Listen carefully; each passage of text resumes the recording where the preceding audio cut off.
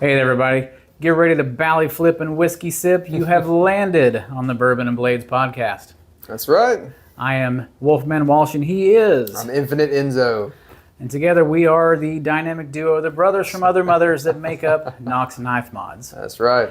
This is, for all intents and purposes, episode 1, The Tangent. For those of you listening on whatever listening device you're listening to, we have a YouTube channel, or Enzo here has a YouTube channel that I piggyback off of. It's our YouTube channel. And a lot of the times, 99% of the times, what you see is not what is all filmed and recorded, because heavily edited. Heavily edited. We get off topic. We talk about things that aren't knife related, and we go, you know what? Instead of this being an hour-long video, we need to make it the 10-minute video it was supposed to be. Exactly. Yeah. This is not that. This is going to be an entire ramble fest of all the things that you never get to hear or see us do on those videos, because sometimes we make great points, or there's some sort of conversation that leads in. Yeah. And there's a train that just goes. Yeah. And for time purposes, we have to edit it out. Yeah, for the sake of a YouTube video, we have to cut a lot of that down. And I feel like you're saying, a lot of times there's a lot of pertinent stuff in there. Yeah. Or, might be interesting to a particular viewer, So it's like, well, why not just do a podcast, man? Let's just, we can have a conversation, and it's great to have on in the background. This is something you can, if you're doing the dishes, if you're working in the house, or you're working in the yard or something, you need something to listen to that has some connections to bourbon, some connections to knives, and it might go in any other direction. Yeah, I mean, because some of the other things that we're really into is movies, music, video games. Yeah, games, yeah. And so... firearms, too. Firearms, so a lot of the things that we talk about, sometimes if I say the word pew-pew, because that's not allowed on YouTube, we have to edit that whole segment out because we don't want our video to get dinged. Sure. Because of something that I just slipped in, and you say, oh, well, I've got a new, no, can't say that. So I listen to podcasts mainly when I'm driving to work, or to and from work, or we vacation a lot in Florida. So that's a long drive, and so my family is asleep while I'm driving. Typically, I have the Unsubscribed podcast in my ear, in one ear while I'm driving. That way they can sleep. And I'm trying not to laugh my ass off and wake them up. So, driving is when I do most of my podcasts. Okay. What do you listen to podcasts? Man, podcast-wise. So, let's see here. One of the ones I was really into for a while was one that Nick Shabazz did with Tony Scolambrini.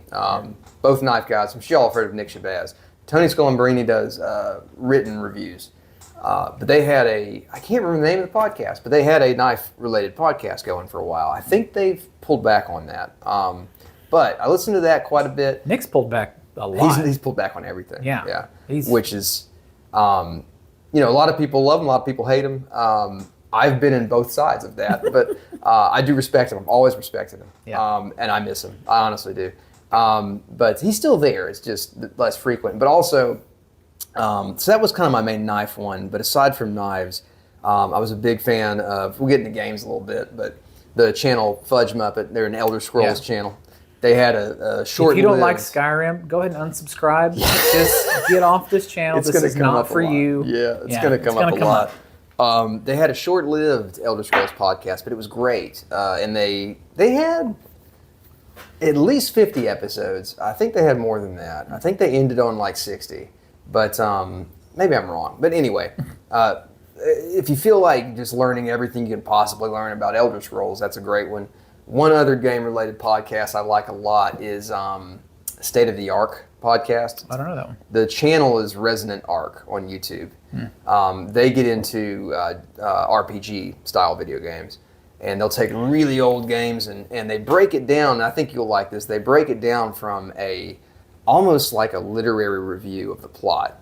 It's really cool. And so they get into, what the development team was doing, what caused them to want to tell a story in this way. The writers. It's very plot centric.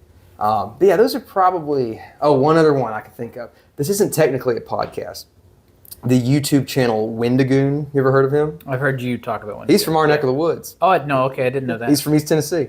Yeah. He's at 2 million subs now. He's massive. Wow. He's massive. I'm sure he's really ubiquitous now. So I'm sure some of y'all have heard of Wendigoon. So he does podcast length YouTube videos. And he puts out one maybe like once every couple months. Yeah. And they're usually on not like a cult. Well, some of it's a cult, but like a lot of it's just like esoteric stuff that happens. Like, for example, have you ever heard of the missing 411? No. So that is this phenomenon of that has occurred in national and state parks where people are going missing under very strange circumstances. There's never any real clear explanation. And so he did an episode of his show on Missing 411. And it's a great episode. But yeah, so a lot of stuff like that, some of it's hokey, some of it's not, some of it's really interesting. And he's very self-aware about it. He's not coming on here saying like, oh, Bigfoot's real. He's not doing that thing. Right. He's just like, hey, here's some crazy stuff. It's fun to talk about. Let's talk about it. Yeah. So yeah, those are probably my go-tos right now. Yeah. Okay. Yeah. Well, so I'm going to transition here because my glass is empty and I need it filled. This is our first podcast, and so I want to talk about firsts in this genre here. For those of you that can't see what I just did, it's the bourbon that we have laid out here in front of us. Being from Tennessee, oh yeah, we grew up in the Jack Daniels area for the most part. So think back. I want you to think back as far as you can. What was your first introduction to bourbon or whiskey? Jack Daniels. Jack Daniels? Yeah. I'm pretty sure that was the same for me. I did a tour of the distillery when I was like right after I turned 21. Okay. I was going to say Michaela and I did that, if you remember Michaela. But yeah, no, Michaela. we went to the Jack Daniels place in Opryland. We didn't do Oh, okay. They had a big, it may still be there. There was a restaurant and kind of a thing there, but I almost misspoke. Sorry about that. So yeah, my first introduction was either like a Jack and Coke or a whiskey sour or something like that. Yep. It's probably for me. It was probably Jack and Coke. But I do remember where it was at. Cotton Eye Joe. If y'all are local to Knoxville, you'll know Cotton Eye Joe. If not, you may have heard of it because they had a huge dispute with Oliver Anthony. So that was fun. I think that was the second place I'd seen Shinedown when they were still opening for other bands. I saw them at, I think it wasn't called Blue Cats at the time. It was whatever Blue Cats was before it was Blue Cats. I just can't imagine what Blue Cats would have been before it was Blue Cats. To me, it started with Blue Cats. Yeah. I didn't know there was a before Blue Cats. Well, because it was something, Fiction was across the street, and then Fiction closed, whatever that was, because they were so popular. Well, then Blue Cats opened, and the two of them just went back and forth. Anyway. See, this is why we have to do this. Exactly. This is now we don't have to do any editing. This is wonderful. It's great. But no, so the first time I saw Shinedown, I saw them completely sober, and they were wonderful. And they opened for. And this was at Cotton Eye Joe. No, this was at. I'm sorry, the pre Blue Cats. Yeah. Okay. Pre Blue Cats. They opened for Tantric. I remember Tantric. Yeah. So and then I saw Headstrong. Yeah. So then I saw them at Cotton Eye Joe's, and everyone was doing shots and of just slippery nipples and all the whatever those things are called. And I was like, well, I ain't doing that. I need something manly, And so I was like, I'll take a whiskey sour. That sounds more manly than a fuzzy navel or whatever. And so that was my first introduction. It was Jack Daniels in a whiskey sour or something like that. Okay. So, mine was almost assuredly Jack and Coke. Just straight Jack and Coke. Yeah. Probably college. No, probably hanging out with Cherry actually. Well, that may be my fault too. Yeah, sorry about that. No, it was no, it's all good. Yeah, but probably hanging out with them. But wild crew. But we had a wild bunch there for a while. We did. So yeah, actually, we've never talked about this. No, we haven't. So we go way back. I met Justin. That's fine. I met Walsh when I started work. Like, gosh, man, yeah, I would have been like 16. You were in high school, yeah. Yeah, and we started working at Steak and Shake. Well, he was already working at Steak and Shake. I came in and started working at Steak and Shake. He was my boss. But it was never like that weird. Yeah, no. He wasn't a shitty boss. He was a good boss. No. We just basically were just hanging out. I was a man of the people. Yeah, that's right. But yeah, that's how we met, and we both realized we had a lot of interest in common, and then we ended up, Oblivion came out, and that was like over at your apartment all the time playing Oblivion until 3 in the morning. Oblivion, Coheed shows. Yeah. Going to movies, and because the Pinnacle there in Turkey Creek had just opened, and whatever movie was out, we had a group of us that always just like we all went together. God, yeah. Oh man, it's wild. And we also did dumb things like jousting in the Target parking lot. Yes, I forgot about that. We get in opposite shopping carts. Shopping cart jousting, yeah. Good times. Those were good times. We survived. We did. Yeah. We made it this far. So, but getting back on the bourbon. Yes. After my initial foray into the harder liquors, I actually switched to martinis because I thought I was fucking fancy, and which I'm not. But when I got back into the bourbon scene, Elijah Craig, a Heaven Hill brand, is really what pulled me back in. Okay. And that was my first, really get back into it and just kind of falling in love with it. Because after so many Jack and Cokes, it's just. Can I ask you a real fast hot take? That's what we're here for. Okay. Elijah Craig or Larceny? I think I know the answer. Larceny. Yeah. Okay. I'm with you on that. But Elijah Craig was the one that really pulled me back in. Okay. To be like, I didn't realize this is where you belong. This is news to me. Yeah. Okay. Well, and I think I can say this for you, and you can elaborate. Bullet was yours. Bullet was mine, and then for me, it was one of those deals where it was like I didn't know why I liked Bullet. I thought it was because I liked how bold it was. I go back and taste that now. It is the most one-note bourbon. Mm-hmm. I mean, it's maybe even more one-note than Jack. Well, I mean, it's a competitor to Jack because it's I don't want to say it's entry level, but it is a one note. It is something to bring in the masses. It does its job. Yeah, it brings people in. You know what I think the appeal of it is though is the Bullet Bourbon Frontier Whiskey. It says that on the bottle, and they have those their what do you call it when the type is in the glass, it's embossed. It's embossed. It's embossed bottles, and it's got this label slapped on it. It has that. It very much has that cool factor. That cool factor, that Western kind of Southern kind of factor to it. But yeah, in retrospect, Bullet's off my list.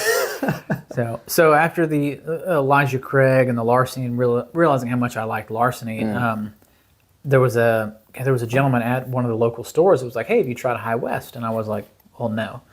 And he, I've got one up on the refrigerator. It's their base, the American Prairie. Yeah. And he was like, it's made in Park City, Utah, and I was like, yeah, makes you kind of makes you wonder. Yeah. Like, well, that doesn't seem like very whiskey country to me. Right.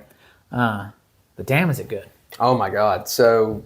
Yeah, I mean, I don't want to speak for you, but so he introduced me to High West, and man, I've never looked back. No, I have 14 bottles. Holy cow! On the shelves there of High West. So different products from High West.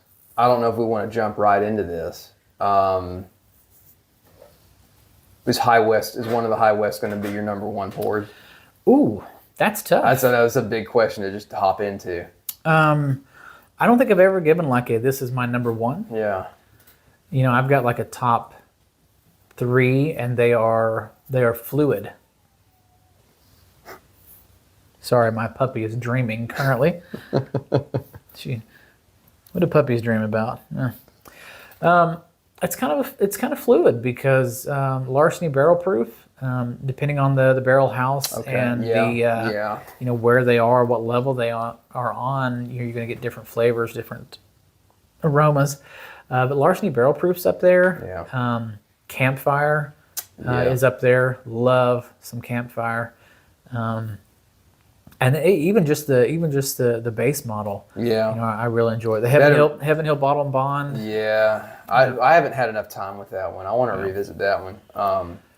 But I also think that that base model High West, now since prior to the change that it underwent, man, it's still good. But that OG one was, wow, man. Yeah. So the OG one, and this may turn you off a little bit. The OG one, they imported the majority of their whiskey from MGP, which is from Indiana. Really? So now this newer stuff is that's why they had the label change. This newer stuff is mainly just them. Wow. Whiskey or what's your take on that? From do you have a preference, like which one you prefer between two? Boy, that's a tough one. Right now, I prefer the old version of the Campfire. Okay. Pre-2022 Campfire.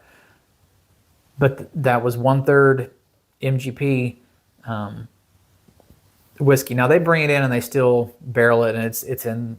Sure, it's all done there. It's all done there, and it's bottled or it's barreled and bottled there. So it still has the Salt Lake altitude and temperature. But there was a pretty big change in the flavor profile of Campfire from the original to now. But Campfire is 1/3 bourbon, 1/3 rye, and 1/3 Scotch, all blended together for X amount of months. So it's going to change over time on its own. But that's tough. We tried this new Rendezvous here. Right. So I'll go ahead and hop on that because if we're, I've asked you the question about your number one pour. For me, it is Rendezvous. I also love Campfire a lot. Rendezvous I like just because me personally, I don't have the budget to have a higher end everyday drinker. If I did, though, it would be Rendezvous 100%. I just love it so much. Now, I will say, this newer Rendezvous, I prefer over the old one. To the old one. So I haven't, man, I can't recall everything about the old one, and I was trying to because I felt like something was a little different, and like I said, I couldn't put my finger on it. So this newer one is actually a little sweeter. Well, let me interrupt you real quick. So, guys, one thing y'all should know is that he's going to have the more in-depth analysis. I'm still pretty not a greenhorn. I'm like, I know my bourbons pretty well now, but I'm still pretty what's the word I'm looking for? I'm not sure. I'm still learning. I'm still learning a lot. You please. I'll break this down for you. This is called the Bourbon and Blades podcast. Bourbon Blades. There you go. There you go. Oh man. So yeah, we round each other out pretty well. So the original Rendezvous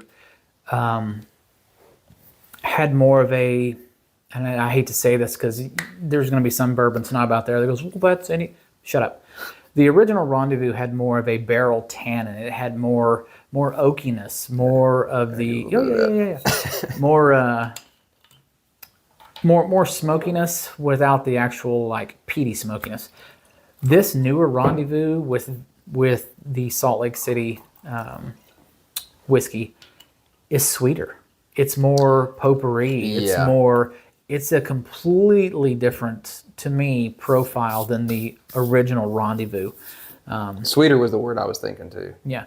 So the double rye, we've discussed before, is like a punch of potpourri in the mouth. Yeah. The Rendezvous is blended rye. So they have found this one specific note, and they blend it to that note to where it's equal across the board, and it's wonderful. So it's not as much of a punch of potpourri, but it is a nice floral spice across the board. And that double rye, I feel bad saying this.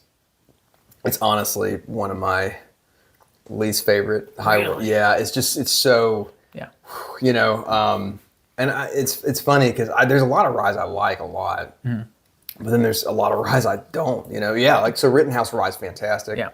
And for the price, you can't beat that. Oh my God, yeah. So those are coming in around 20, right? Yeah. Depending on where you go, 20, 22, 24. Yeah.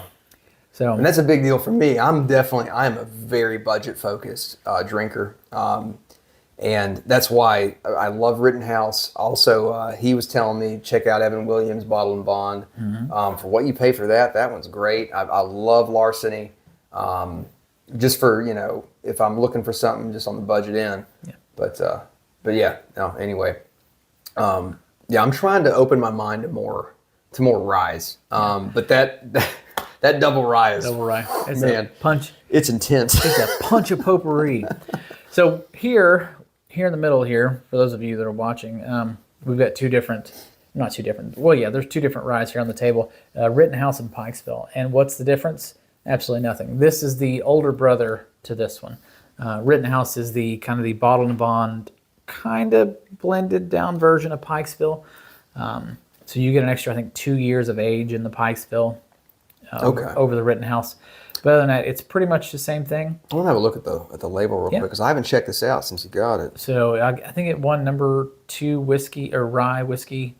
I'm sorry, this is Heaven Hill, right? Yeah, still Heaven Hill. Okay. So Elijah Craig, Larceny, all fall under that Heaven Hill banner. Well, I got another hot take question for you. Okay. I think this one's a real hot one. Okay. You can only choose one. Oh boy. Heaven Hill or High West? Well, Kaiser. No. If you saw that video, thanks for catching that reference. Boy, that's a tough one. I know. I'm surprised I haven't asked you that before. Yeah, okay, all right. I'm gonna say Heaven Hill because we've been there. I was gonna say Heaven Hill too. You know, we haven't been to High West. Even though High West is one of theirs is my number one. I would think I would still say Heaven Hill. Just because we went and did the High West experience. The Heaven Hill experience. We went through the tasting class where we tasted Bernheim barrel proof. We did Larceny barrel proof and Elijah Craig barrel proof.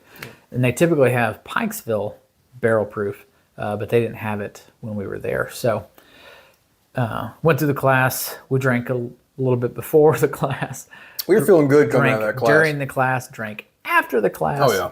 And had to find some food afterward to be able to drive home because it was for $90. I mean. Hey, we have a video on that. We do. So if you're listening, I'm just go on our channel and look for the video. You'll know it when you see it. I think the title's something like the ballad. The Bourbon Ballad. Bourbon Ballad. Yeah, Bourbon Ballad. But if you're watching, we're probably not going to remember to pop it in, honestly, because the whole point of this is that we don't have to edit so hard like we normally do. If we remember, though, we'll throw it up here. But if not, just look for the Bourbon Ballad. That was January 2023. Oh man, it was 10 months ago. I didn't even want to. I'm telling you, man. Here's a tangent. And so before we started filming, we were talking about all kinds of stuff.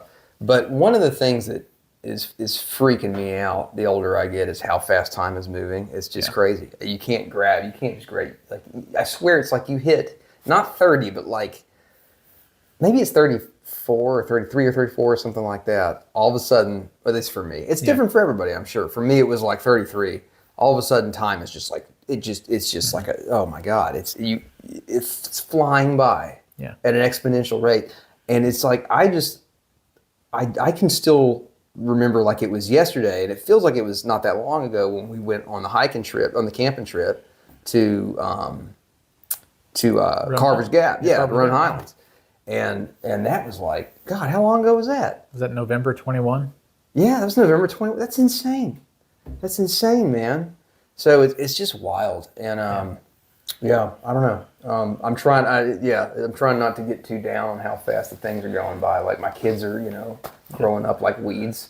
And kids! It's Halloween. Right. That's when this is being filmed. We're just now referencing this. My kids put this up. They asked if they could put this up for They said, "Are you going to shoot with Uncle Enzo?" And I said, "Yeah." And they're like, "Can we put our Halloween?" I was like, "That's fine." So we have. I gave away his name earlier. I'm gonna bleep that out. I'm gonna make sure, just because we're so vigilant about not using our actual names. I think my name's on my Instagram, so if you follow me on Instagram, you'll see it. But. I feel like it's a breach of contract almost. I feel bad. So no, but I was pretty stoked when I came in, and I was like, okay, I know both of these Pokemon. I'm proud of myself. Yeah. Because they're old school. They are. Yeah, dude, Pikachu and Eevee are like classic. They everything comes around. Well, I guess since we're talking, I'm going to do one thing. For those of you listening, you're not going to understand this, but for those of you watching, we get paranoid that sometimes. Oh yeah. Because one time we recorded. Oh my God! Yeah, it was a long one too. It was a long one, and it was a great one. It was. Yeah. And it didn't record. Yeah. And we had to do it again. It ended up being fine, but at the end of the second time around was just as good. Just as good, but. Yeah, we spent an hour and a half filming a 20-minute video because it kept turning off on us. Yeah. So I'm gonna keep the first going. I guess since we talked about Pokemon, I want to talk about first video games. Okay. All right. So what was the first video game that really hooked you in and was like, I like video games? I'm trying to give this a fair, because there's a lot that comes to mind. The first one that I realized I like video games. Okay. And I'm going to open, for those listening, I'm going to open this Pikesville. Yes. We haven't had this before. I've had this, but it's been a while. I've been waiting for this. That was a good pop. That was nice. Okay. So all right, we're gonna, you know what? This is gonna be a series of questions because I'm gonna piggyback on this. Mm-hmm. To answer your question, the first game that made me realize that I like video games. My father has always been one of those guys who likes to be on the cutting edge of what's coming out. Yeah. Which is funny because he's a pretty normal. Your dad's awesome. Oh, I love my dad to death. He's great. Well, most dads are usually, pretty cool. Hopefully he will be a guest on. He wants to be. He wants to stop by. He wants to do an episode where we can let him rant about motorcycles. So, I told him. Oh. I got to drink this up. I'm still working on the Rittenhouse. For those listening, I just drank the Pikeville. Crap. Let me smell it real quick. Oh man, it's. Oh man. That sounds great. Hey, so how much is this bottle when you can get it? 50. God damn, 50 ain't bad. Oh man, it's double versus Rendezvous. Oh man. How much is that how much? How hard is that to find typically? Well, it's coming back. So it's been out of production, or it's because they were trying to get Rittenhouse back out first, so it wasn't aging as long. Okay. And so now it's starting to be. The wheels are turning. Yeah. Okay, We're good to know. We're post-COVID now, so you're building anticipation for me because I got to finish this Rittenhouse before I try it. Oh, hang on. Back tangent. Yeah. I didn't finish my bourbon. Yes. I have a number 3 or number 4. Okay. And it's not Blanton's. Shut the up. It's not Blanton's. We don't want to hear about Blanton's. So, in the great scheme of Buffalo Trace, and there's going to be some haters, but you're taters. And if you know, you know. Honestly, Blanton's is kind of at the bottom for me. I've never had Blanton's. So I don't know if that's sacrilege to say on a bourbon podcast. I've never had Blanton's. So I've had the general. No, I have had Blanton's. Sorry, I have. I've had it of all things. It was served to me in a mixed drink. I didn't order it that way. I went to a bourbon tasting, and they had chosen to serve the Blanton's in a. They should have been fired. I'm trying to remember what it was they served it in. It was something weird, like a martini style drink. That's weird. Yeah, it was very strange. Anyway, sorry to derail you. No, that's fine. Blanton's is kind of at the bottom of the Buffalo Trace lineup for me. If there was a tier, I've never had George T. Stag. Yeah. So kind of the top end, or the LaRue Weller, the top end of that. I would put. Honestly, I would put probably Blanton's at the bottom. Okay. Is Stag Jr. in this list? Yes. Okay. So Stag Jr., more specifically the 22B release, the winter release from last year, was phenomenal. That's the one I bought you at Aubrey's. Yeah. That was amazing. Yeah. I remember I was like, oh, okay, 100%, I get it. 100%. So good. Super complex. Super complex. It's heavy. Oh, yeah. It's You get some whiskeys that are super light and right. fresh or fruity or whatnot, and this is just a heavy concoction of just. Yeah, concoction's the right word. You can't shoot it. It is a sipper. Oh my God, dude. I don't like. Oh man, if that's so. My father-in-law is big. The only way he drinks whiskey is shooting. That's it. So if he comes over I know if he comes over and I have nice bourbons, I'm always like, oh God, I gotta hide them. Nope. Yeah. So I've taken to like having, if I know we're gonna be drinking, I'll have a cheap one on hand. Just be like, okay, here's some. We'll pour some shots. I'm sorry, I keep derailing you. Okay, so we know Stag Junior's on the list. Yeah. Bland's is at the bottom. Yeah, Bland's would be at the bottom of the Buffalo Trace. Of the Buffalo Trace, yeah okay. So, E.H. Taylor, much higher. Yeah. For consistency purposes, E.H. Taylor for me would probably be at the top, followed by Stag Junior, or just Stag now. They've dropped the Junior. Oh, they have? Yeah. Okay.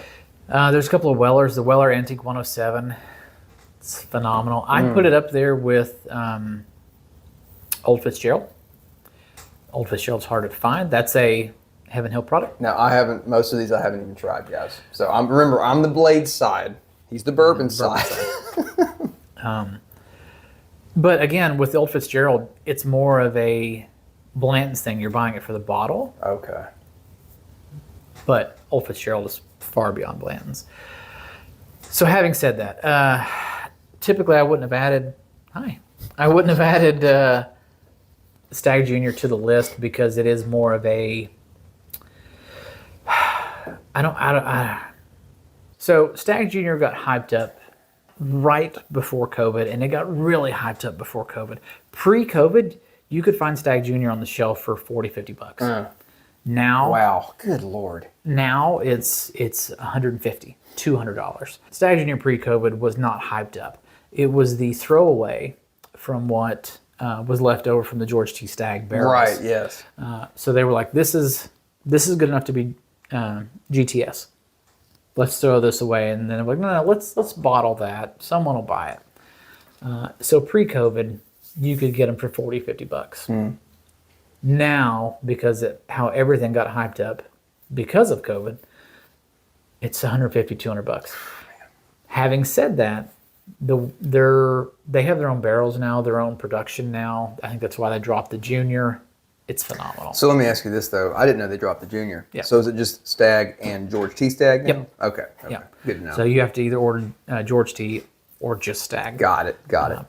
But when I go to the Aubrey's here where we live has a phenomenal. Maybe surprising is not the right. Well, no, it is surprising. No, it's surprising. Like you go in there and their selection is unbelievable. It's awesome. Yeah. Unbelievable. So they've got top right hand. They've got a $3,000 bottle. Looks like there's only been one or two shots pulled out of it. Maybe one day we'll. Do you remember how much the pours were for that bottle? I was like 130. Man, good. Which it's still cheaper than when we were at Heaven Hill and they wanted $300 a pour. Oh yeah, okay. So yeah, because they didn't have any at the time. Anyway, that was a very long tangent. That is the reason for this podcast. Hey, that's what we're here for. But the Stag Junior 22B would probably be in my top 3 or 4 as well. Okay. So anyway, video games. Yes. Well, we're coming back around the bend here. Yeah. Okay, so the question was the game that made me realize I like video games. Yeah. The answer is, I had a kind of a lead in here. Speaking of my dad, whom I work for, he just called me about a shoot. But he was always, and he still remains so, he likes to be on the cutting edge of things, which is funny because he's other than that, he's like your pretty typical Southern dude, from Alabama. You were downplaying that so much, but yeah, okay. What are you referring to? His dad wakeboards. Yeah, he's wild. He's wild. He's crazy. But by the grace of God, we moved up to Tennessee when I was like 10 or 11. Anyway, when I was a kid, he already had all these game consoles. He had an SNES. We didn't have an NES. I think the first one he got was an SNES. And for that console, he had bought a few games, and one of them was it just Super Mario World? Yeah, Super Mario World. That was the game that made me realize I like video games. I spent so much time just replaying and replaying and like just getting into the nitty gritty of that game. And there are so many little hidden secrets. The music is incredible. The gameplay is. You can still go back and play this game as an adult, and you can be impressed by how well thought out the gameplay aspects are. Yoshi, that was the first game with Yoshi. Yeah. You ride on Yoshi, and you can do certain maneuvers where you jump with Yoshi and then jump off his back. You get more air or whatever. Find hidden places. Or he would eat the egg or something. Yeah, I mean, yeah. There's a lot of mechanics in that game. Great game. For its time, were pretty amazing. Yeah. So I would probably say that was the game that made me realize, oh, this is a fun pastime. What about you? I'm a little older. We had an Atari. Oh shoot, an Atari. Yeah. I don't have to edit myself on this. Oh shit, an Atari. Yeah, we had an Atari. What could possibly be on the Atari? So that would answer this. It doesn't, but I'm dating myself. That we had an Atari. It had Pong. Now hold on now.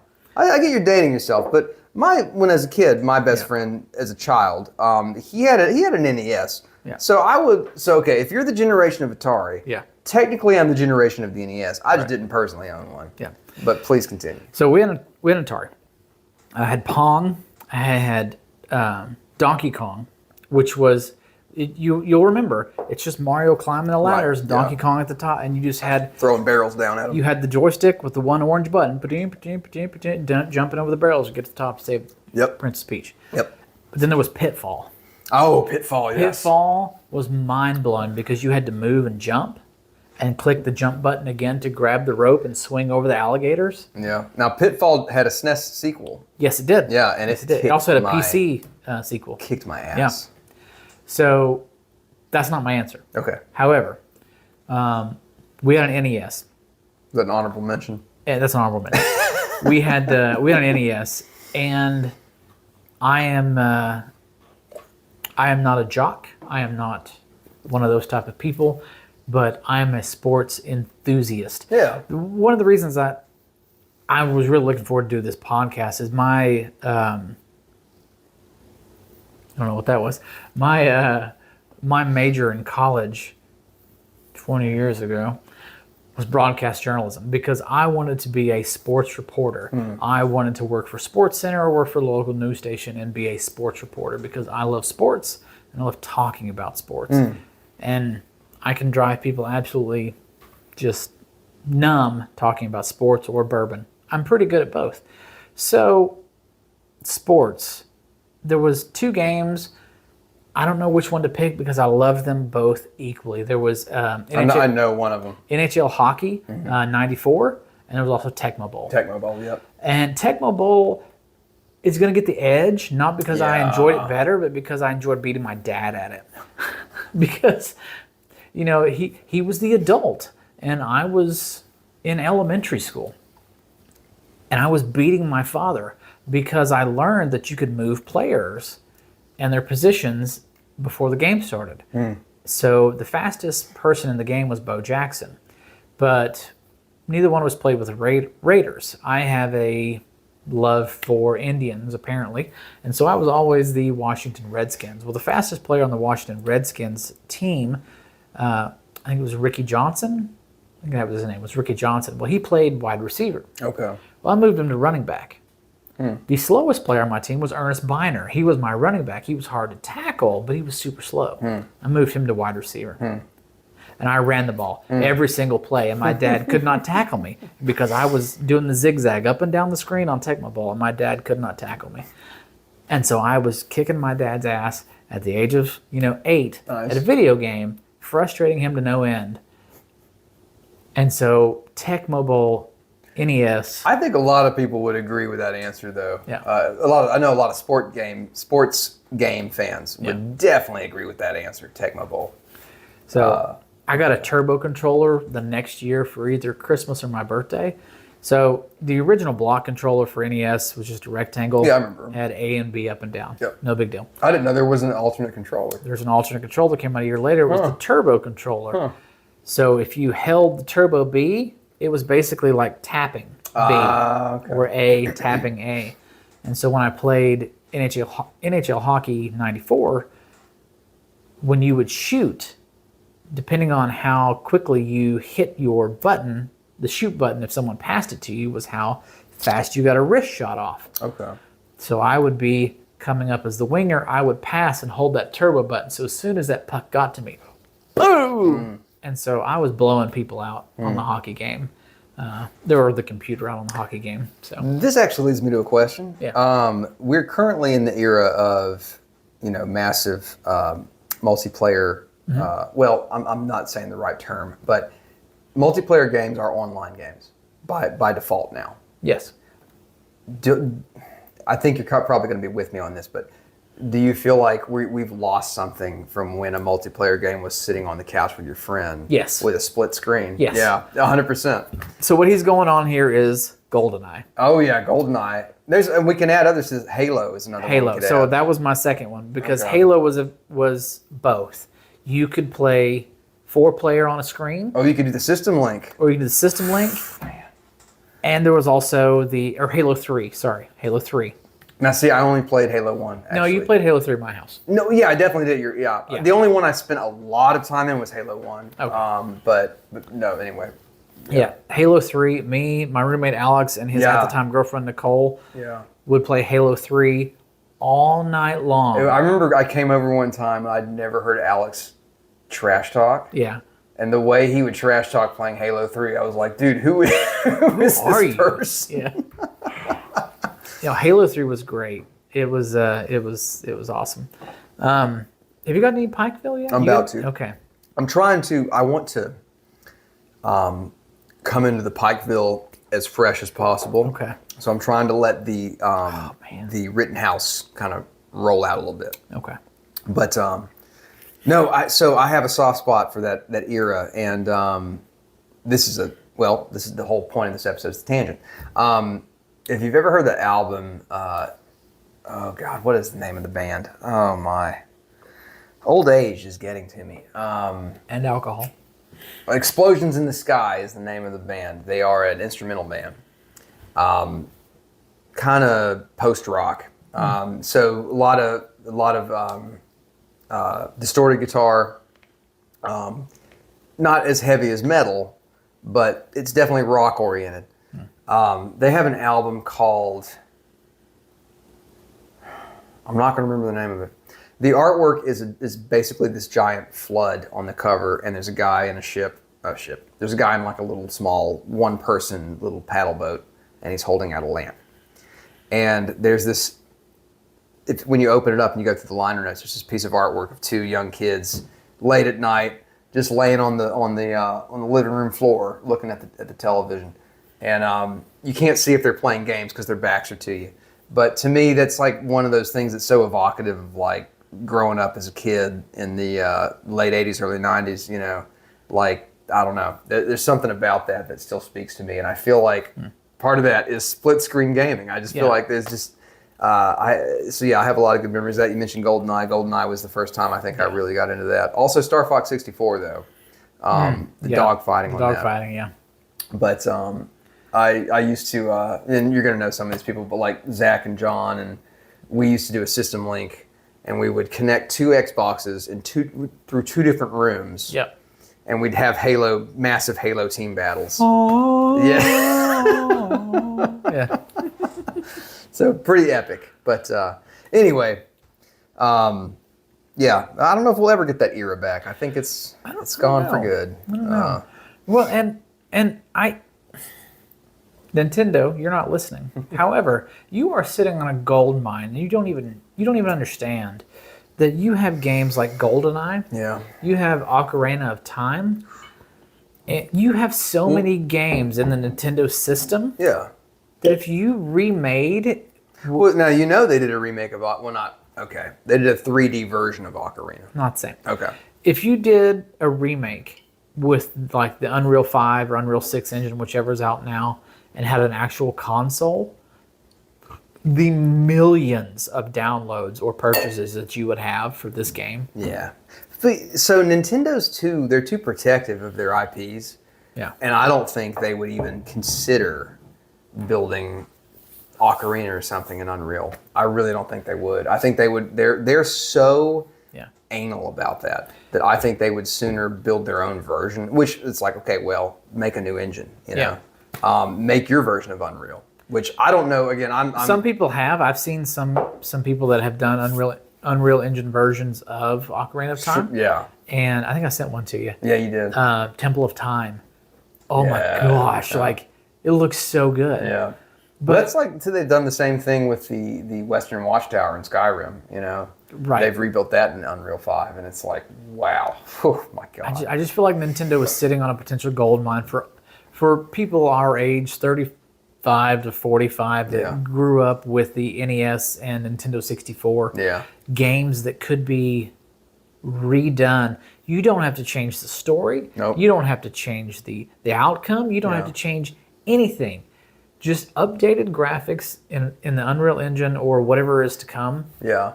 We would buy it. Oh, heck yeah, in a heartbeat. We would play the shit out of it. Yeah. And honestly, Halo 3 is the same way. Man, I used to crush on Halo 3 because you'd get 5 kills, and I'm blanking on the name, but after 5 kills, you would name the kill. It would be like, you know, Juggernaut kill. I saw this great video the other day. This is probably like a year ago, but a video of the guy who actually recorded those lines where he'd be like, what were some of the ones he would say? Do you remember? No, I'm blanking on it. I am too. Like, oh, man, I can't remember any of them. Yeah. But after you got to like 15 he would kills say in a double row, kill, of course. Double like, kill. Triple kill, yeah. He didn't say massacre. What did he say? Yeah. You get the point. Yeah. People were sending in random things for him to say, and he would do it in that voice. It was perfect. It was so funny.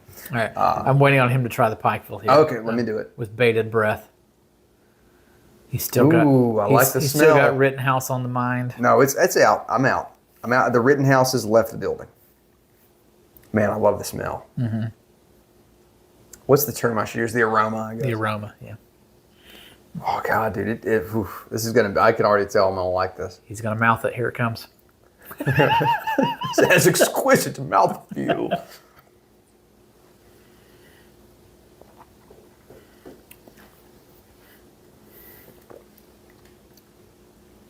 Oh my. That is very nice. That's very nice. That is very nice. That's just 2 extra years in the barrel. It's just 2 extra years in the barrel.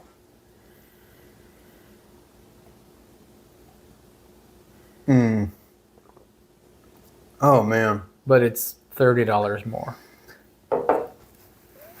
It's so good. Yeah. So like up front, that's where I'm like really like getting wowed. No burn. No burn. It goes down super smooth. Super smooth. But that initial just, I don't know, the taste, the flavor that you get right off the bat. Oh man. Man, yeah. Oh yeah. That's good. That's good. I like that. Now again, guys, I apologize because my analysis of the bourbon is going to be a lot less interesting than his. It's mostly just going to be, oh, I like that. Oh, I don't like that. So I generally try not to geek out because I have a book that, we're at an hour. Fantastic. Are we really? Yeah. What's the exact time? 59 minutes. Oh, damn. Okay. Yeah. All right. I have a book where I go through, and if it's something I haven't had before, I write everything down, and there's, what type of notes, and there's a kind of a color wheel of things to go off of, and is it in this category or this category? And I like to break it down. I'm not going to do that. Okay. But damn, a 2-year difference in the barrel is a completely different side of the wheel. Yeah. It's a completely different flavor profile. So was everything I was saying, does that track with you? Yeah. Okay, good. All right. I just want to make sure I'm not speaking out of my butt. No. The only thing, I haven't had enough of it to make a... Sure. To make a complete... You got to settle with it a little bit. Yeah, you got to settle with it a little bit. So the way I'm gonna do this is, High West has their base American Prairie finished for an additional 11 months in a brandy barrel, and it's a specialty. Blackened, which is the Metallica whiskey, also is a brandy finished barrel. Which one do I prefer? I prefer the High West in the brandy finish barrel. I think it tastes better. I think it has just a better overall mouthfeel, a better overall aroma. Exquisite. Everything about it is better, except for two things. One being the price and the availability. It's a limited release. It only comes out once a year. They only make X amount of bottles, where the blackened, they make thousands of bottles all the time. If I can say, too, speaking as a more or less a novice, from my perspective, the difference between the High West and the blackened, for me, was marginal. I would agree it was better. I would agree with that. Yeah. But it did not, for me, justify paying twice as much. Yeah. So the High West is $70, where the blackened you can get typically for $40, sometimes a little less. So do you want to spend almost twice as much for something that it's better, but I can get blackened any day of the week. Yeah. At any store. Sure. Yeah. And blackened, I can use as a mixer if I want to. Well, so on that note, I'm already stressed about how low that bottle is. Yeah. I just got this effing bottle, and it's already that low. And I that's something about, and this is not a high-end bourbon. I know that. It's, well, what do you think? I mean, you tell me what a high-end bourbon is, because I'm not really tied to that part of the market. So, price-wise, what's a high-end bourbon? Oh, price-wise, high-end bourbons, you're going to look at your LaRue Wellers, your George T. Staggs, your Pappies. Yeah. So this is where would this be? Like a sort of kind of middle of the road? I'm going to say middle of the road. That's fine. For your distinguished palates. There you go. Okay. So that's, for me, that's my high end. Yeah. And I just got this bottle. Right. But at the same time, I still have our bottle from 10 months ago. Which one? Our Larceny Barrel. Yeah, I burned through that MFer. Dude, I'm telling you. I'm not even halfway through it. I burned through it. Was so good. Yeah. It was too good. Oh, it's wonderful. It's too good. I regret I've told him this multiple times, I regret how fast I went through that bottle. It's so good. So if I can say anything to any bourbon novice out there, if you can buy 2 bottles. I'm listening to this for sure, yeah. Buy 2 bottles. Yeah. One that you can try and taste, and if you burn through it, you burn through it. Yeah. And then you have another. So on reserve. Yes. I don't regret, I need to rephrase this. I regret how fast I went through that Larceny Barrel Proof. I don't regret going through it, though. Yeah. It was excellent. It was excellent. Yeah. So I have had a Larceny Barrel Proof pre our trip. Yeah. The Larceny Barrel Proof that we made was a higher proof. Yeah. Had a little bit different complexities and flavor notes to it. And then I have one after our trip. Yeah. It's in the cabinet over there. That is different. It has more of a marshmallow flavor to it. Have I tried that one? No. Okay. And so where the one we had had a leather quality to it, like definitely. A tobacco leathery quality to it. This one that I bought recently has more of a marshmallow, like a s'mores. Interesting. Flavor profile to it. They're all different because they're in different houses or at different levels or altitude in the house, and what time of the year they were barreled. So they're all different. God, that pipe feels good. It is, isn't it? It is. So I did not burn through ours that we got in January because it was phenomenal. And so when I first opened it, I was hammering it pretty good for a day or two. Because and then you had a conversation with yourself. I had a conversation. And I was like, I never did that. I don't want to lose this. Yeah, I don't want to lose this. So it's on the shelf. It's sitting there. And oh, man. Yeah. If I only had the foresight, So, yeah. So we're about an hour, 10 minutes now. Who cares? We're rolling. Well, I'm going to say we haven't talked blades yet. But I know. I was going to bring this up. Okay. I still have a game question. Oh, game question. Yeah. Go ahead. Because, you brought up... my goal is that we keep this under an hour and a half. Sure. Do we have it? Does that matter? No. Okay. This is the whole point of this. I don't know how many people are still here at this point, but this is kind of what we always wanted to do. Yeah, this is more for us. This is more for us. In all sheer honesty, this is more for us. So yeah, I want to ask you this question. We talked about the games that made us realize that games are a fun pastime. Yeah. What was the game that made you realize that plot matters? Oh, Ocarina of Time. I knew that was going to... I had a feeling. I have a different answer, but I had a feeling that was yours. So Ocarina of Time holds a special place for multiple reasons. As far as the first game that mattered in plot, yes, Ocarina of Time. The first thing that drew me into understanding that this is a series, this is an ongoing thing, Ocarina of Time, because I played on NES, I played Link and Adventures of Link. Oh, yeah.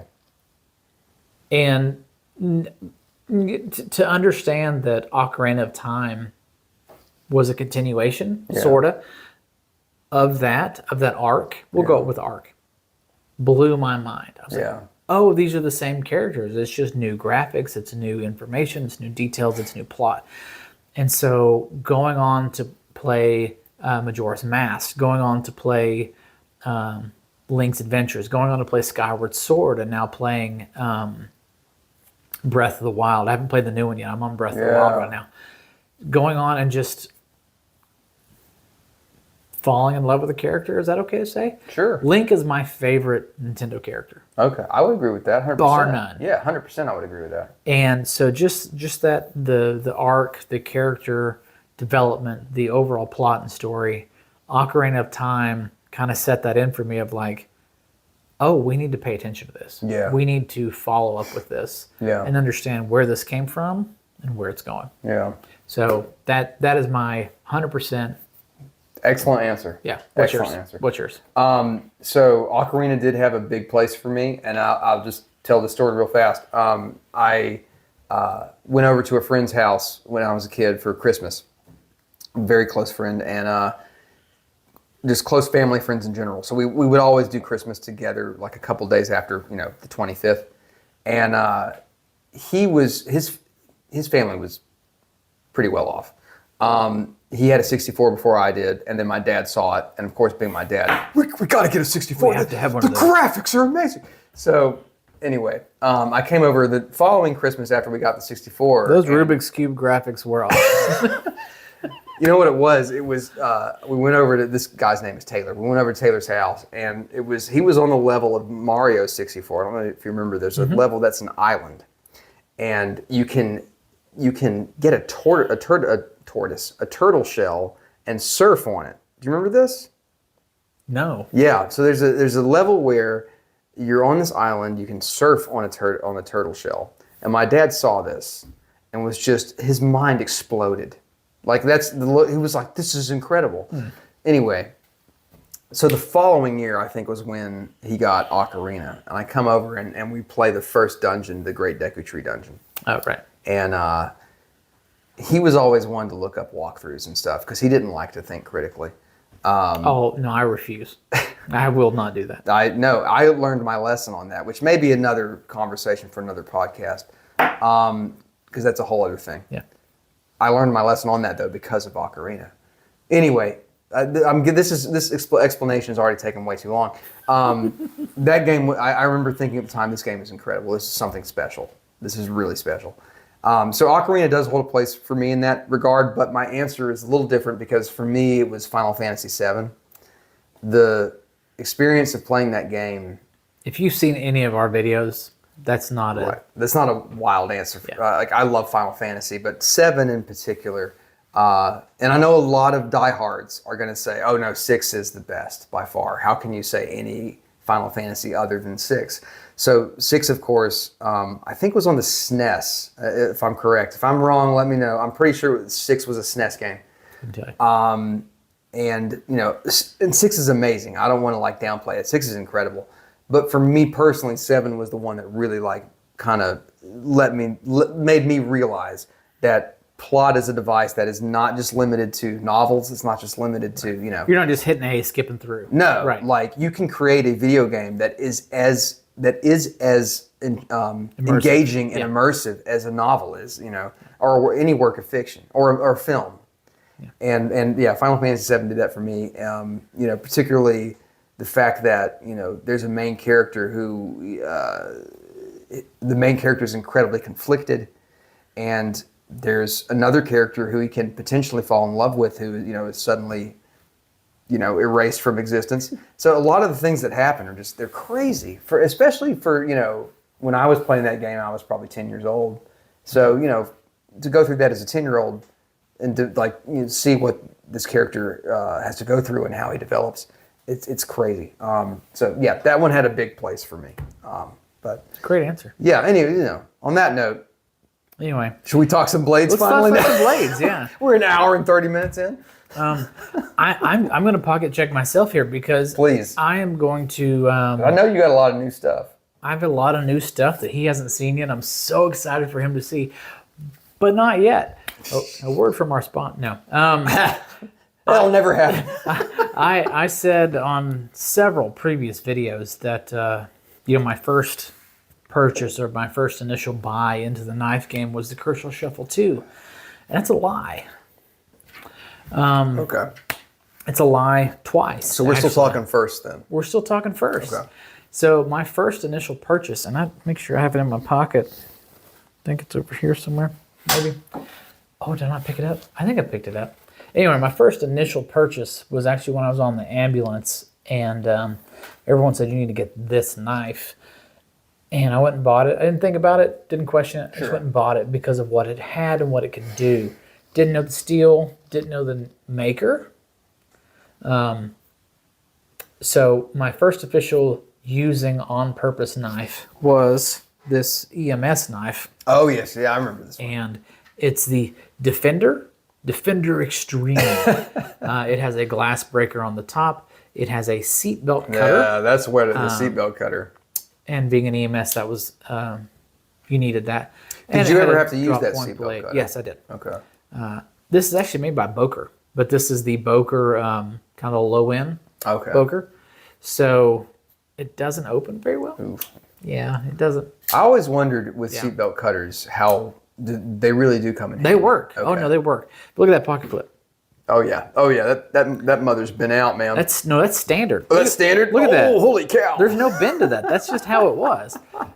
So that was kind of the first intentional purpose for a job was the Extreme Defender. I don't know how well y'all can see it if you're on video, but let me stand up here. I swear I put. Are these aluminum scales? They are. Yeah. I'm afraid. I'm going to cut myself. It doesn't. It doesn't snap very well. You got to give it some. The centering is way off. Sure. But that was in my pants on the fire truck and on the ambulance for 4.5 years. So it saw some work. But even prior to that, myself, Enzo, and our very good friend Amez or James Brock, we all went to Smoky Mountain Knife Works. Oh, yes. And we all bought the same knife. And I think I'm the only one that still has it. Yeah. To my great regret. To your great regret. And it says on the blade, 1 of 5,000. I don't have number 1 of 5,000. It's just a basic. There were 5,000 made, and this is one of them. It is the Smith & Wesson manual OTF Power Glide. You managed to figure out how to do that much smoother than either me or James. So yeah, the Tonto blade shape, it's just stainless steel. There's no real. You think we could get him on the podcast? I hope so. So I pray to God. Last I heard, he's going to be home in December. So I hope to have him over in December to where we can just pick his brain and be like, how's life? Yeah. But the blade is rolled. The blade is chipped. It's not even. I don't think it's PVD coated. I think it's painted. Does it say what the steel is? No. And I've looked it up, and it's just stainless. Oh Lord, okay. But it is a manual OTF. Yeah, put that up front so they can see it real quick. I mean, really up front, yeah. Yeah. Because I don't think a lot of people know about this thing. No. There you go. It has a belt clip. I still have the clip to where this just clips. I remember that belt clip though. It's monstrous. Yeah, it's pretty big for the size, but yeah. So yeah, it's a Bally without the Bally. I was going to say it is Bally-like. So there you go. Oh Lord. So we all bought the three of us went in and bought one of these because they together. were very affordable. Yeah. It was $15-$20. And 20 years ago when we had no money, we were like, oh, yeah. We had no money. This is the way to go, man. All right. So for those of you watching on YouTube, you may have just noticed a hard cut. The one camera that we were using ran out of storage. Good to know. So we've now switched. We're on a different one. And we've kind of gone back and looked to see what you all missed. So I know where it kind of cut off for the most part. But so where it ended was we had the Smith & Wesson Power Glide that the manual OTF. The manual OTF that myself, Enzo, and Hamez bought back in the day. Man, did we miss the Halo conversation and everything? Oh my God. This is brutal. Man. All right, so in case we missed that, I'm just going to recap real quick. Okay. We played Halo and Halo 3 at my apartment. Yes. And it was great. Moving on. No, I don't think we missed that. I think it was in there. Okay. So now I'm going to do the three knives that I bought in October. Yes. And I'm going to present them once again to Enzo. And I wish we could... My reaction actually is probably still going to be pretty close. Yeah. His reaction was great. I'm so upset that you're not going to get to see it or hear it because it was great. So the first one that I purchased and received was one of the knives that we reviewed from Blade Show 2023 in Atlanta, was the CGRB Resource. Yes. And so here you go, sir. This is the ARRPM 9. It was originally said it was going to be in D2. It was ARRPM 9. Right off the bat, though, man. That's a thick boy right there. That's a thick boy. Dirk Pinkerton design. Step G10 on the handles. So the thing about Dirk Pinkerton is that fellow knows how to design a knife. Yeah. I have the Beyond ADC Night Horse from him. Yeah. Love that knife. And I have the Kaiser Urban Bowie of the Lakota mod. So. Yeah, I think his design language is so good. And the Step G10 on this is really cool. I really like it a lot. They're not calling it contoured, they're calling it steps. Well, I mean, technically it's not contoured, but I mean, I kind of like it more. Yeah, it feels good. It has I hate using the word purchase because everyone uses the word purchase now, but it has a great feel on the hand. You're not going to get any hot spots, and you're not going to lose your grip. No. You know, what's interesting, too, is I don't think I've ever seen a knife that really uses a stepping system like this, you know? Not that comes to mind offhand. No.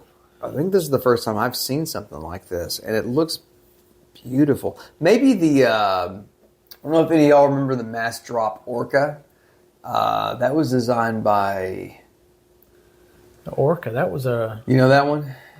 I know the blade steel was RWL34, which was interesting at the time. Reich? No, it was Oaks. Eric Oaks. Oaks.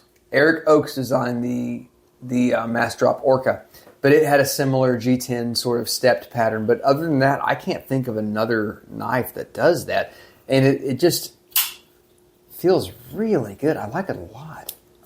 Yeah, nice. That's a big boy. It's chunky. Yeah. So the next one was an inebriation purchase. Those are my favorite. Yeah. We were, 3 weeks ago, we were sitting on the couch having some bourbon, watching some, actually we were listening to music and playing some Dominion. Well, speaking of bourbon, by the way. Yeah. I don't want to speak out of turn. Are you waiting to crack into this? What's happening with that? Because it's taunting me. It's just sitting there. I see it from across the aisle. So we'll get there. Okay. So an inebriation person, we were looking at White Mountain knives on Instagram. We were playing Dominions while we were doing? And we were playing Dominion. Okay. And I just happened to see this knife, and I was like, dude, that's badass. Oh, yeah. We both had the same reaction, where we were like, and they want how much for it? That's all they want for it? Yeah. So I just hit buy now. And a week later, it arrived. So it is the Tucson TS59. Oh, yes. Everything I would expect from Tucson. Yeah. So my take on Tucson is this.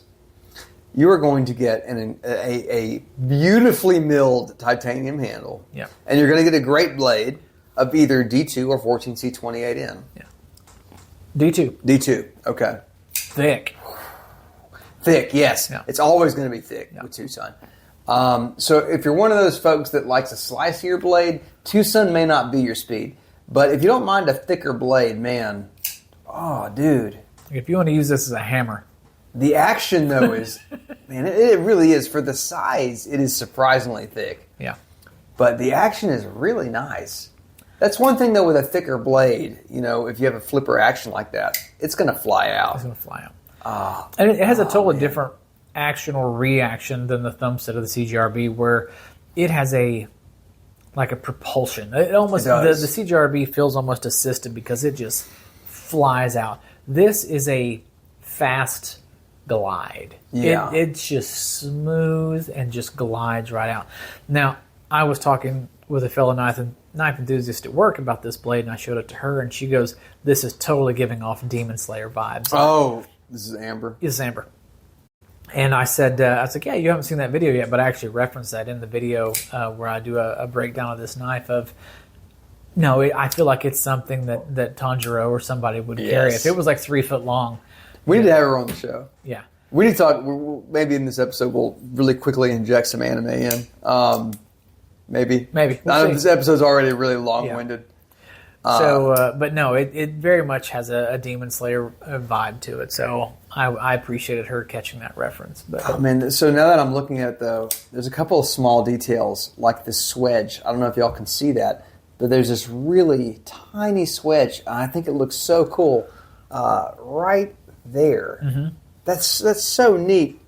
Not to mention that it is a compound grind, because you have what appears to be 2 separate V grinds. I'm not 100% sure on that, but it is a Tanto. So you've got your main grind here on the body of the blade, and then you have a compound grind up here at the tip. Yeah, very cool. It's very angular. There's a lot of angles to it. Very cool. I love it. My only complaint with this blade is the pocket clip. It is so stiff. Oh, yeah? Trying to get it in the pocket is damn near impossible. I can see that being kind of an unforgiving clip. Yeah, I mean, it is straight milled titanium. It is tough. So that brings us to knife number 3 that came out, and I knew it was coming out. We had been on the Kaiser YouTube channel and the Kaiser Instagram page trying to get on some drops. Oh yes, to get this knife. Ahead of time, but that didn't happen. So I ended up paying full price for it. But that is the Kaiser Huntsman. I bought it minutes after it dropped at 10 p.m. on a Friday night while I was in Florida, and it was sold out minutes later. So here you go, sir. Oh my God! Oh man, look at this thing.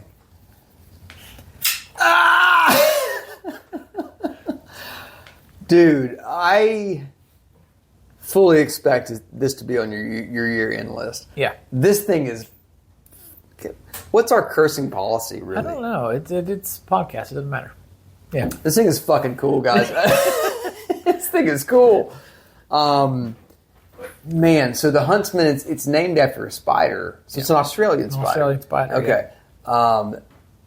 And the design really says it all. You've got that big fat back end, which in hand ergonomically feels incredible. Yeah.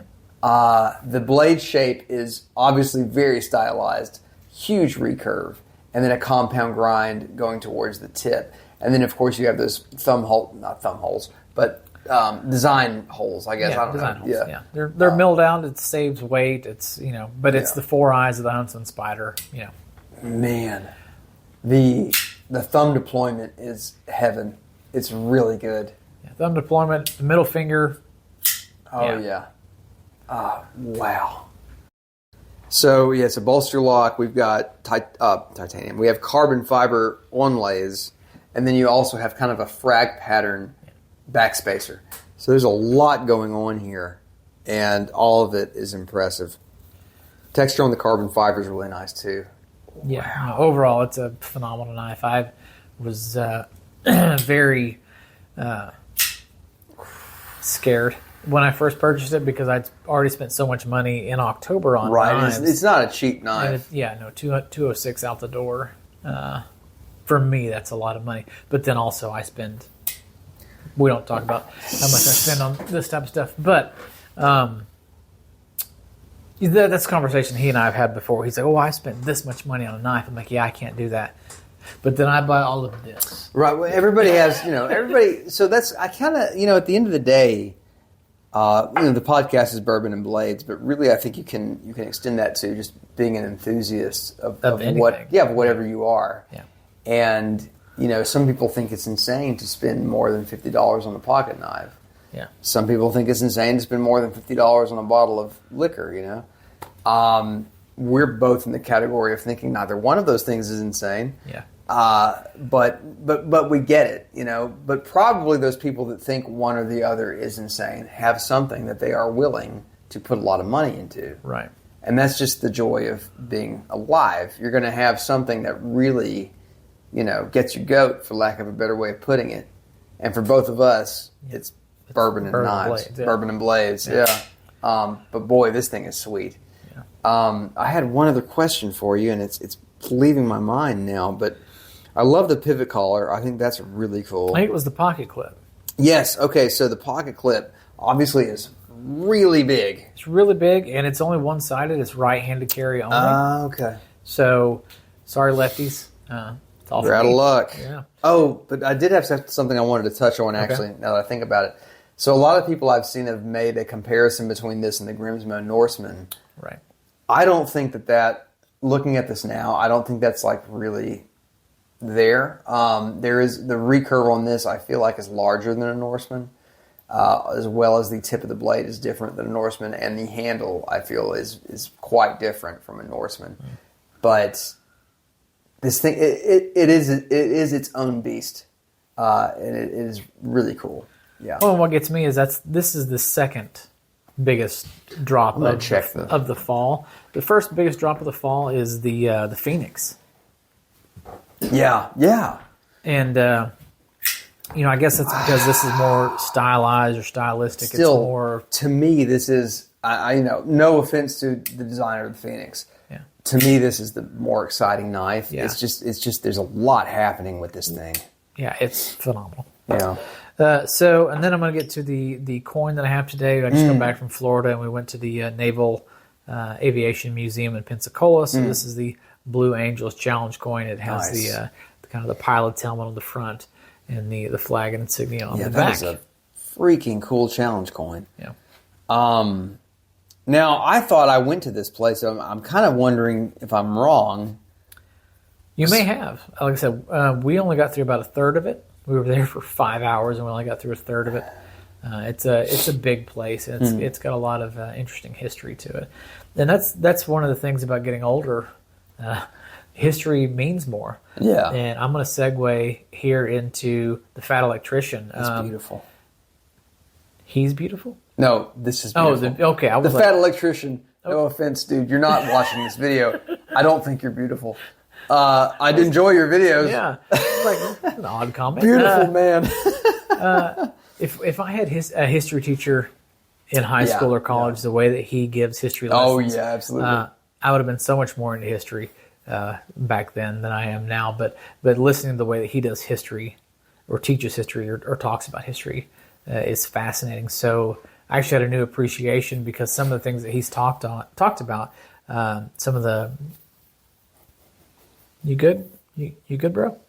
Some of the things that he talked about, some of those planes that he's referenced, some of his videos were actually there in Pensacola, so it was kind of cool to see in person some of the things that he's talked about. So it's a really cool coin. I really like that a lot.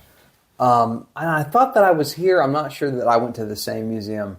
The one I went to, they had an SR-71 out front, along with a bunch of other jets. Yeah. But the SR-71 kind of blew my mind. It's the most famous plane that we know nothing about. Yeah, exactly. And it makes you, it's one of those things that kind of makes you think about what we don't know about currently. Yeah. You know? And we're not going to get into this right now, but just all of I'm sure you've heard about all of the, UAP sightings or whatever. I'm of the mindset that it's something that our own government at a certain level, is responsible for. I feel like it's a similar kind of situation that the Blackbird kind of went through, where only a select amount of people knew about what exactly was happening. Yeah. Totally different conversation. So anyway, you mind if I talk about what I got today? Yeah. Yeah. So my main carry today was one I haven't carried in a while. It was my modded Cold Steel 8010 Ranger mod. The Ranger mod. Yeah. S35 VN steel, G10 scales, G10 liners on this one from Nathan's Knives. And everything else I modded myself. I put some jimping on the backspacer and acid washed it. I acid washed the aluminum backspacer and did a rock carving on that. And the pocket clip was just a flat wash. Now, what did you call this section here? I call that ice carving. Ice carving, yeah. Right. So it's kind of a vertical rock carve on the flats of the blade. That was my main carry. I came up with a new Wednesday theme. Okay. One blade Wednesday is what I'm calling it. One blade. So I always carry a few traditionals. So my main traditional was a case tribal lock. So the tribal lock is a Tony Bowes design. It's based off of his Zulu. And the Zulu, of course, is a slip joint that has a handle that swells toward the back end and a blade that is basically a spear point. So it's kind of the handle is kind of a reverse of a sway back. You have a similar blade that highlights the tip, but instead of pulling away from the hand, the Zulu and tribal lock blade kind of curves into the hand. A very attractive design, I think. And Case's tribal lock is really one of the most ubiquitous and affordable ways to kind of get into a Zulu pattern. But yeah, this one is smooth antique bone with a bomb shield and a lot of Cases more higher end kind of flourishings here. You've got fluted bolsters, and that antique bone it's really nice. Quite like this knife. Anything that Case has to offer that has Tony Bowes' name on it, I'm pretty much on board for. Yeah. So that was the secondary. The third, Johnny, I don't know if you're watching this, man. If you are, I don't know if you made it this far. Hey, man, if you did, though, thank you so much. So Johnny over at our favorite, can we say it's our favorite? Sure. They're our favorite. It's our favorite right now. Yeah. Our favorite knife store here in East Tennessee, Tennessee Cutlery. You may know them as Deadwood Knives on the intranet. The old interwebs. Old Johnny over there really, really hooked me up. He knew I had my eyeballs on this Case Granddaddy Barlow, and he just stuck it behind the counter for me. He didn't even, he didn't let me know he did that, but he hid it away for me because he knew how much I liked it. I went over there and he was like, I'm still holding it for him. And I was like, I don't know if he knows that you're holding it for him. Walsh called me and was like, hey, man, Johnny's got that back there. I was like, really? Because it had been a few months. Mm-hmm. Yeah, so I stopped by and he was like, oh, yeah, it's right here. So, yes, sir, please let me have it. So beautiful kind of gray, blue, black bone. The jigging pattern is excellent. The walk and talk is wonderful for a Case. I did the math on it. I think this was made in 2001. I need to look at the tag stamp again. Really? Early 2000s. So it's definitely 20 years old. I know that much. Yeah, it's a sweet knife. It is a sweet case. And that's what's so wonderful about getting into Case is that you can really find some excellent examples of what Case can do. And people tend to forget, when you're buying Case, you're buying a USA-made blade, from head to toe.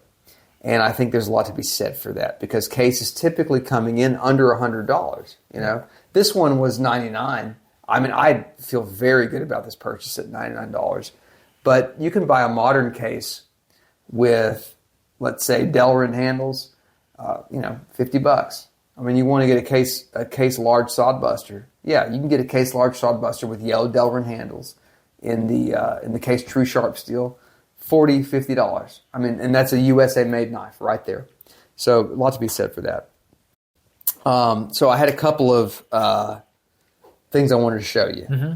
One of these I don't think you've seen yet. No, I hadn't even seen the case. So. Yeah, that's right. That's how long it's been. Yeah. The main one, well, this one you've seen before. This is my Ware Knives. My Ware Knives Lucas P. I carry this knife a lot. And matter of fact, I carry this knife so much that it's becoming one of my top 5. I mean, it's definitely one of my top 5. Yeah. But yeah, that's produced by Rayot in China. That's pretty good. Main one I wanted to show you though is I like those thumb studs. Oh, I love those studs. You know how I feel about thumb studs. Mm-hmm. Like if there's a company that's using designer thumb studs, like it's a thing for me. Sorry, go ahead. This is the main one I wanted to show you though. Oh yes, the TRM Atom. The TRM Atom. The Atom is back in my collection.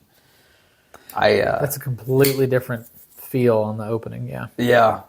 So I had an Atom a couple years ago. I did a takedown talk on it. Actually, takedown talk number 2, I think, was on my Atom. I sold it, and it was like a week went by, and I thought to myself, what have I done? Because Atoms are not easy to get. You really have to pay attention to, first of all, look, actually, you know what? We'll say this. If you're interested in getting a Three Rivers Manufacturing Atom, go to threeriversmfg.com. Get on their email list. They will let you know when the Atom drops are coming. Or whatever knife you're into, whether it's the Shadow or the Neutron. They'll let you know when the drops are coming. So just pay attention to that. And that's what I had to do this second time around. I had to pay attention to when the drop was coming, and I waited for this Atom. I can't tell you how long I waited. But I'm very pleased with it. They've made one major change that they've made is that the thumb studs are now my theory is that these are tie connector studs, and they are very nice. The ergonomics are fantastic for these. You're pivoting on phosphor bronze washers, and it is a very smooth, very hydraulic action, very similar to what you would expect from Chris Reeves. And your price point is coming in around, with this particular model, you've got 3D milled micarta. That price point is coming in around $250. And I think, again, fully USA made, 20 CV blade steel, handmade. I'm happy to pay $250 for that. So, yeah, that is the Three Rivers Manufacturing Atom. So glad to have this back in the collection. I miss this knife so much, and I don't know. I love the color of the micarta. I love the tactility of opening that knife. So that was produced this year, so that could be in the running for... It will be for me. Knife of the year. Yeah, it will be. I don't know what generation they're on now of the Atom, but yeah, it's definitely going to be up there. Yeah. So I think that's all my blades. So we got ourselves up on the blades here. Yeah. We did bourbon, we did blades, we did video games. Just for those listening, we're doing a check to make sure we're still recording. Yep, we're still recording. Since first camera ran out of storage. We got to stay on guard here. Yeah. Anything else? So I'm sorry. Total switch here. Sure. And we're wrapping up, guys. But obviously we're wearing hats. That's been a big thing for us. We've always been into them. So we're on the topic of firsts. What was the point where you realized, hey, man, I'm a big fan of Western style hats. That's something I want to kind of rock. Maybe not every day, but I mean, I tend to rock one every day. But what was the point for that for you? Well, I was a kid, and I had a Western style hat as a kid, and wore it all the time. Yeah. And then when I don't know how to put that gracefully, family things happened, and I intermittently transitioned to living in California. Oh, okay. Not a lot of cowboy hats out there. So cowboy boots, yes, but cowboy hats, no. And so there was some point in time, and then I ended up moving to Knoxville. And it was funny moving to Knoxville when I did. hunting was not a big thing. Cowboy hats was not a big thing. Jinkos were on the rise. Oh, the Jinko, yeah, I remember the Jinko period. So when we moved here, all of the country-esque things were going away. Yeah. And so it really kind of fell out, and I tried to fit into the status quo, and I did. I went and bought off-brand Jinkos because that's what we could afford, and things like that. So it really wasn't until 4 or 5 years ago. It was pre-COVID. It's stupid how we date. Oh no, everything's right now. For real though. Pre-COVID or post-COVID. Stop and think about that for a minute. It's like that's insane. How old are you now? Me, I'm 35. I'll be 36 in a month. So it was 2 months. Yeah, well, not really. Closer to a month. Okay. It was No, I'm sorry. You're right. 2 months. 2 Closer months, to 2 months. It was your 30th birthday, I think. Yeah. So yeah, 5-6 years ago is when I started getting back into it, and okay. You bought me my first one. The Bozeman. Yeah. And so after that, so I've got the Bozeman, and then I've got this one. This is a Cavender's, and then I've got another Cavender's, a straw hat. This Cavender's, by the way, I've always for what you had to pay for that. It is an excellent hat. Yeah, I think it's excellent. $70. Yeah. Yeah. So, and I have an 8-inch head, so.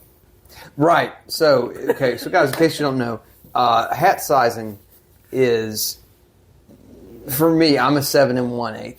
Yeah. Walsh is. I'm an 8-inch oval. Is 8, yeah. It's wild. 8s are hard to find. So this size, the size on this Cavender's, it's an 8. Yeah. Wow, man. I'm glad they do that, though. That's great. The straw.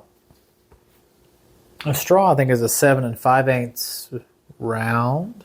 Okay. So if it's a little tighter, yeah. But they didn't make a bigger one of the straw. So. Yeah. Okay. Yeah. So I mean, for me, my dad, when he was a kid, he worked on a ranch in Utah, kind of a family requirement, and my great uncle, Utah, full circle. There you go. My great uncle who owned the ranch, gave him a hat when he got there, and he lost the hat in the intermittent time that passed. Mm-hmm. And when I not recent at all, actually, several years ago, I went on a trip with him, me and my dad, to Montana, Wyoming, and Canada. While we were there, he was like, "Hey, man, while we're here, we're getting Stetson hats." I told him, "Man, I would love to get a Stetson hat. I've always wanted one. I've never pulled the trigger on one." And he was like, "Yeah, well, we're going to do it, man." So he got himself. He ended up actually not getting a Stetson. He got a Bailey, but it was a beautiful Bailey Gus 2X wool, but it was gorgeous. And I ended up getting a Stetson Kelly wool hat, and that was kind of the thing that opened the floodgates for me. Yeah. So we're both predating Yellowstone. Okay. Yeah. So if you think this is a result of Yellowstone, you were sorely mistaken. Yeah. But we've been fortunate enough to see kind of a resurgence of Western appreciation in Knoxville, and the Western hats are coming back. Yeah, there kind of has been. Now, I will say that I've been wearing boots for forever. Yeah. I bought myself my first pair of boots as a graduation present from high school. Well, yeah, I would say a lot of people in Knoxville are wearing boots. That's not really, boots haven't really gone out of style. Well, late 90s, early 2000s, they were gone. Oh, yeah? Oh, yeah. Okay. Yeah. So, but no, they've made a comeback. So. Oh, definitely. No, I remember, James I think he was always into boots, wasn't he?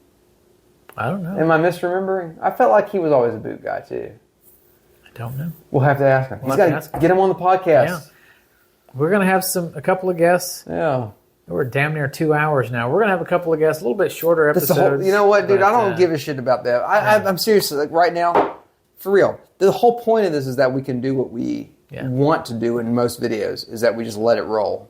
If this is 2 hours, it's 2 hours. That's just where we're at. I'm digging it. Okay. As long as you're on board, man. But we'll get James on here. Maybe we'll get Amber on one, Amber, Jake. We get Jake on one. Jake would, I'm sure Jake would be down. Yeah. He lives in Powell now. Oh, you live in the same township. You've got to be on. Yeah. My old man, we'll have him on. Johnny from Tennessee Cutlery, maybe we can talk. Get him on. Yeah. So no, I feel excited about the future. So yeah, okay. I've asked someone that I work with. I was like, hey, would you be interested in being on our podcast? Because he has a podcast of his own. Right, he's the guy that has the film podcast? Yeah, it's a film podcast. Cool. And they do kind of like, can you recite a film from start to finish? Jeez. Naming like all the characters, like what their name is in the film, what their name is in real life, and just how they can do everything from start to finish. And hell, I'll leave a link in the description to their site because it's fun. But they just did The Dark Crystal, one of my favorite movies. Yes, that's a Disney movie, isn't it? No. Oh, it's not? Okay. So it's a Jim Henson. Okay. But so one of my favorite movies growing up, and that just came out yesterday. So, but no, I was like, hey, would you like? He's like, I know absolutely nothing about knives. That doesn't matter. Or about bourbon. Who gives a shit? Yeah.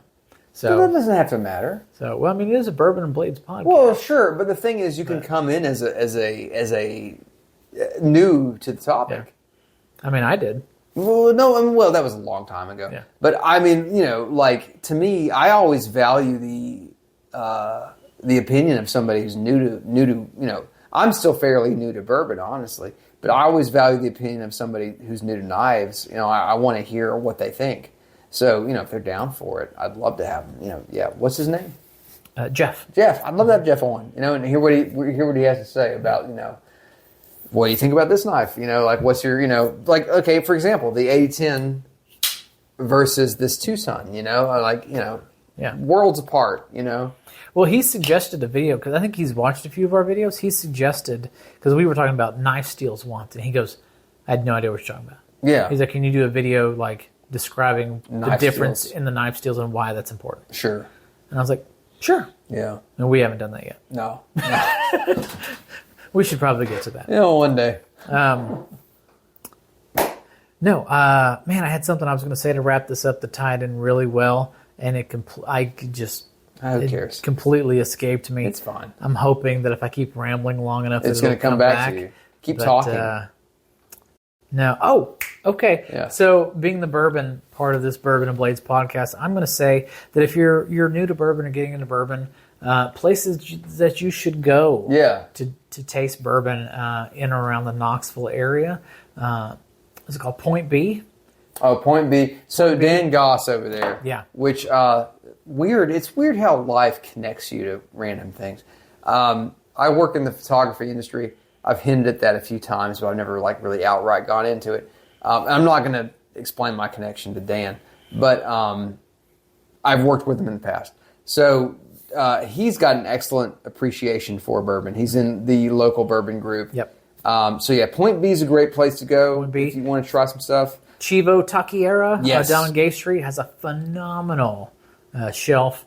Aubrey's and Powell. So there's kind of our top three places for bourbon. And what would you suggest for blade people? Oh, man. In our area. In our area, number one, Tennessee Cutlery. Number one. Yep. If you're a case fan, holy hell, dude. Like, their case selection is unbelievable. That's half the store. I'm going to make a hot take here. It's better than Smoky Mountain Knife Works.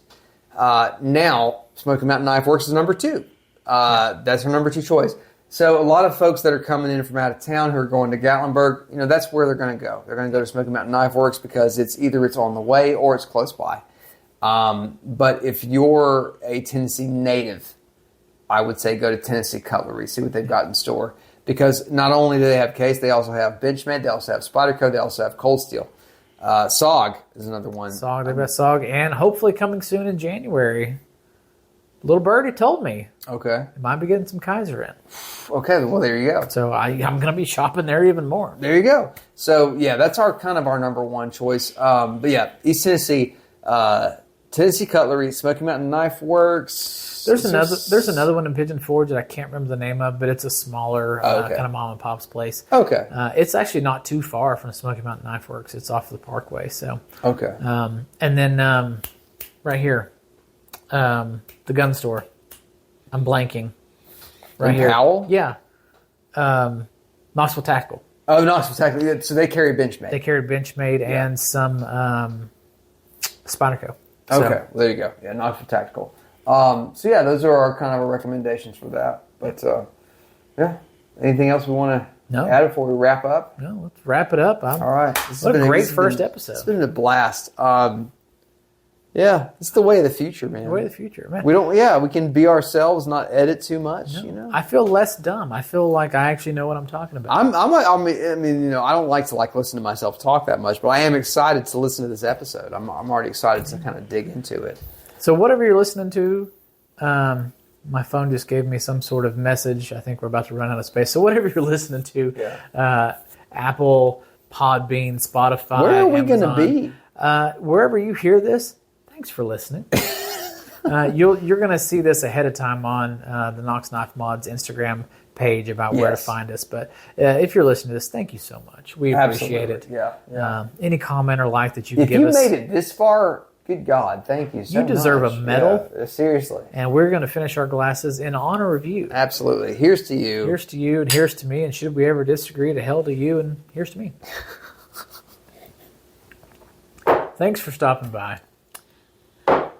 And we'll see you next month. We're going to try to do this about once every month. So I'm Wolfman Walsh. I'm going to hot take. Okay. I'm going to leverage for more often than that.